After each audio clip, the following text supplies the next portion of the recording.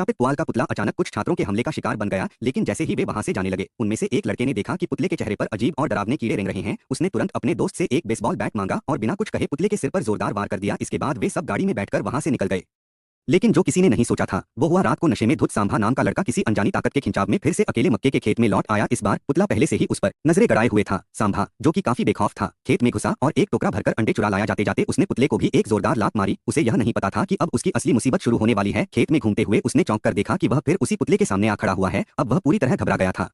जैसे ही वह वहां से निकलने को हुआ, उसने देखा कि जो पुतला पहले पेड़ से बंधा था वो अब गायब हो चुका था। अचानक खेत में अजीब सी तेज हवा चलने लगी। डर के मारे उसका दिल उसके गले में आ गया, लेकिन कोई चारा न देख वह आगे बढ़ता रहा। अगले ही पल एक ऐसा दृश्य हुआ कि सांभा की रूह कांप गई। पुतला चमत्कारिक रूप से जिंदा हो गया। सांभा का नशा पल भर में उतर गया और वो पागलों की तरह जान बचाकर भागने लगा, लेकिन शापित पुतले ने उसे छोड़ने का नाम ही नहीं लिया। भागते वक्त सांभा एक गोबर उठाने वाले कांटे से ठोकर खाकर गिर गया। उसे लगा अब उसका अंत आ गया है। उसने झट से कांटा उठाया, लेकिन तभी पुतले ने उससे कांटा छीन लिया और उसी से उस पर हमला कर दिया। अजीब बात यह थी कि सांभा को खून नहीं निकला, लेकिन उसके शरीर से पुआल निकलने लगा। किसी तरह वह डरावने मक्के के खेत से बाहर तो निकल गया, लेकिन तब तक बहुत देर हो चुकी थी। इसके बाद जो हुआ वह और भी भयावह था। सांभा के मुंह से तेजी से पुआल निकलने लगा। उसका चेहरा आंखों के सामने बदलने लगा और उसके बाएं हाथ की त्वचा को पुआल ने चीर दिया।